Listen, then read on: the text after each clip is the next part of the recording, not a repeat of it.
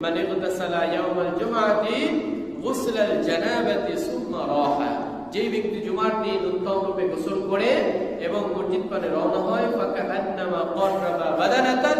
যে ব্যক্তি সর্বপ্রথম মসজিদে প্রবেশ করে সেই ব্যক্তি একটা উট কুরবানির সওয়াব হয় বলে সুবহানাল্লাহ। ওয়া মান রাহা ফিস সাআতি সানিয়া এরকম ভাবে যে ব্যক্তি দ্বিতীয়তম ব্যক্তি হয় মসজিদে প্রবেশ করে ফাকান্নামা কররাবা বাকারাতান সে কেমন যেন একটা বকরি এই গরু কুরবানির সওয়াব পেল।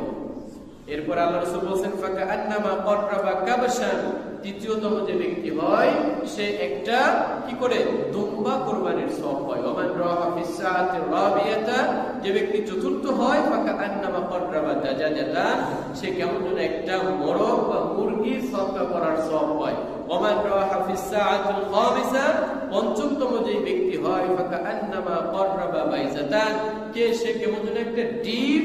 আল্লাহর রাস্তায় সদকা করলে এরকম একটা সওয়াব হয়। ফাইদা খরাজাল ইমাম এরপরে যখন ইমাম সাহেব খুতবা দেওয়ার উদ্দেশ্যে মিম্বারে বসেন হাযারাতিল মালাইকাতু ইসতামিউনা যিকরা ফেরেশতারা তাদের খাতাকে এই যে সওয়াব লিখতেছিল একটার পর একটা কেউ পেয়েছে উট কেউ পেয়েছে গরু কেউ মুরগি কেউ বকরি কেউ দুম্বা এই একটা একটা সওয়াবের পরিমাণ গুনতে গুনতে যখন ইমাম সাহেব খুতবা দেওয়ার উদ্দেশ্যে বসে যান তখন